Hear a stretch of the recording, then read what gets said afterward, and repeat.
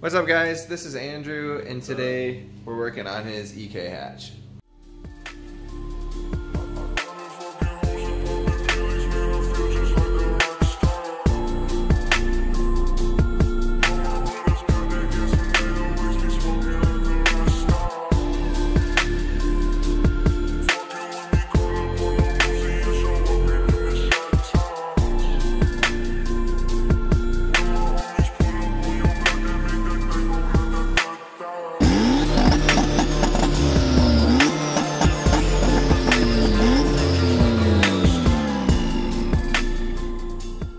Alright, so this is his EK hatch.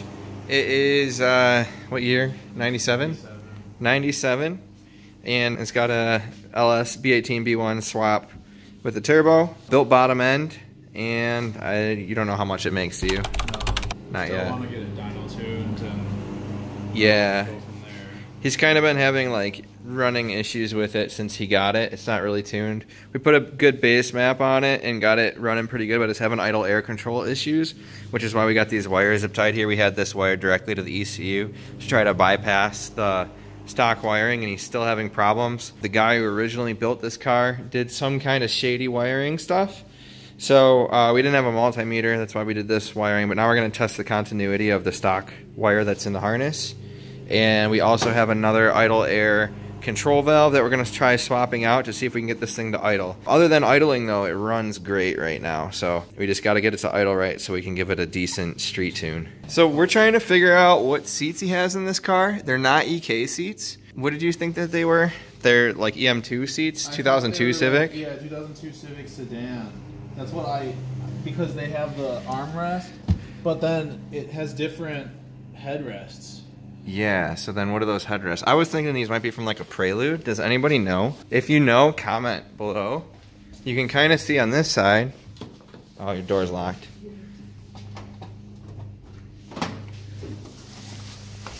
See, it's got this design. It's like here. Where's the light? It's got this design on it right here.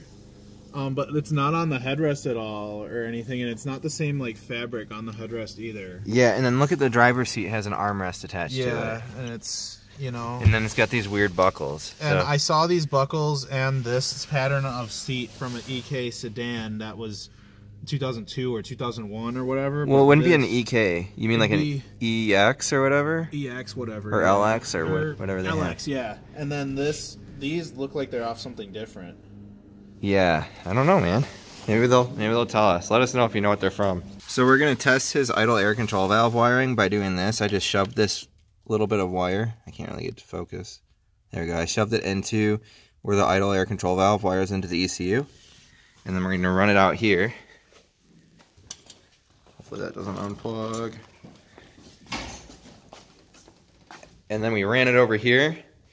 So now we can touch, you know, like the positive in here or the negative, wherever, and then touch the other one to this lead right here and just check for continuity and see if they're good. If they're good, then the stock wiring is fine, and then we'll swap out the idle air control valve and see if that works. So we checked this wire to the pin inside for continuity, and we didn't get any. So I think it's an issue with the wire itself. We're going to replace it. We're just going to run a new wire from the idle air control valve to that pin on the ECU. Let me know if it's supposed to run anywhere else first. I tried looking online and I don't see. So I think it just runs directly from there to the ECU. So that's what we're going to do. And then he's also going to unbolt the idle air control valve from the intake here and take a look at it. And one thing that I do want to mention is it's not that it's not surging. It's acting as if it's unplugged completely. And it's throwing a code as well. So it's either wiring or something. We're just trying to get it all sorted out. Hush.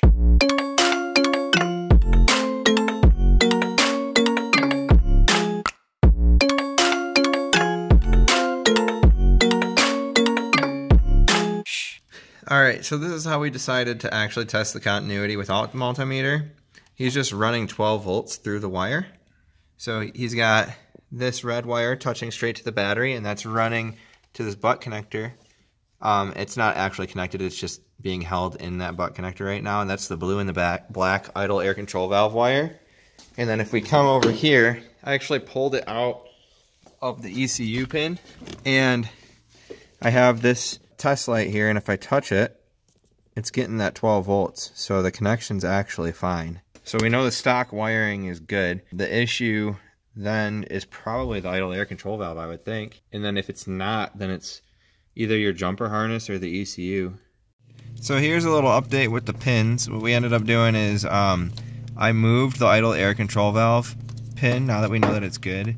I just moved it over back to its original spot before the OBD1 conversion, because I noticed on the jumper harness that both of them, the original location and the location for 2-wire air control valve, are both spliced together right here. And maybe there's something wrong with the pin in here on this side or with this part of the splice, and maybe this one's okay. I don't know, I'm just going off a whim here. So I did check all the pins and everything. Everything looks good. So he's just swapping out the idle air control valve, and we're gonna try this now again and see if we can get it to go after he switches it out. Alright, so we ended up figuring out what it is. I depinned this right here, and it's not getting continuity right here. And we found that the wire is ripped right here. So we just have to, cut this out and just splice a new wire in about right there. Repin it back into here, and it should be good. We're going to test the continuity again before we put it together, but that should be perfect.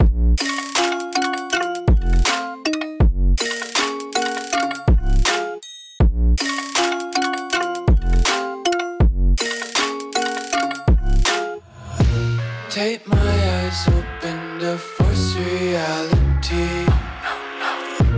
Why can't you just let me eat my weight in glee? I live inside my own. Alright, so what ended up happening is the actual plug itself, like the actual pin, was disconnected from the wire. So I had to separate it, and I soldered it to this orange wire here. And this wire is actually from a different ECU plug from a Honda. It's probably the idle air control valve orange wire, which is, right here on this one. But this is from a different car. But anyway, so it's the correct gauge, and we just wired it in right here for the idle air control valve. And now we're going to go ahead and test the continuity on it. Yep, it's good. So it should idle now if we start it up. Okay, we're about to start it. Hey man, those are some nice reps. Yeah. You want to buy them? No. Let's see here. Oh wait, we gotta open the garage because Jenna wants me to. Yeah, that should be good enough. See if it idles.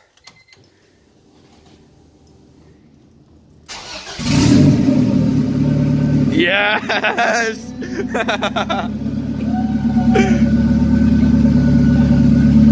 There it goes. There it is.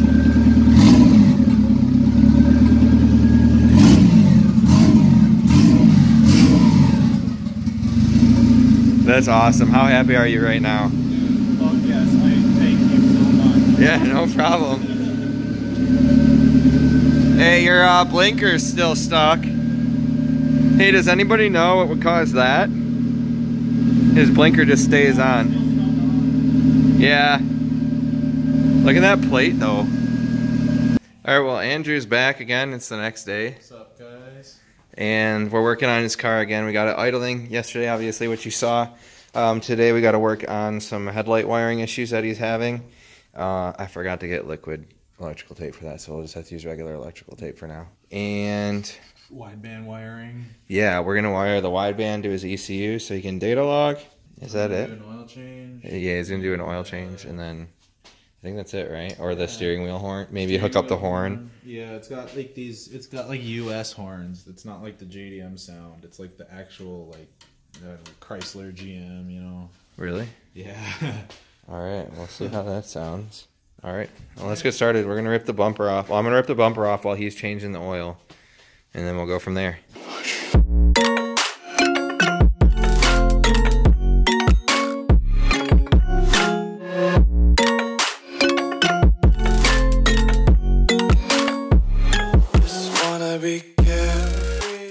All right, we got another question here. So here's his his windshield washer bottle.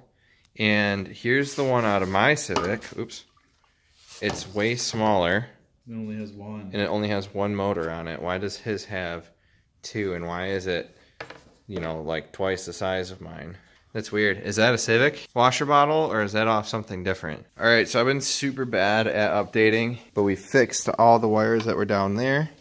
And now his headlight works again. And then he pulled off this headlight and messed with the wires behind it. There's some kind of headlight wire tuck going through the fender, but right here where they were spliced together is what was messed up, causing the blinker to stay on. We didn't redo that wiring yet, but he did get the blinker to go off. So that's good for now. And now we're gonna go ahead and put the car down and try to wire up the wideband really quick. All right, so as you can see, it still idles amazing. And we got the wideband signal wired in right here to the ELD D10 pin, and we're gonna call it a night at this point. Yep. Thanks, dude, again. I really appreciate it, man. Yeah, no problem. And you'll see more of this car on the channel. Make sure you check out Andrew's channel. I'll put it below. It's Glass Lake Media. Yeah, so I'll put that in the description below. His channel's awesome.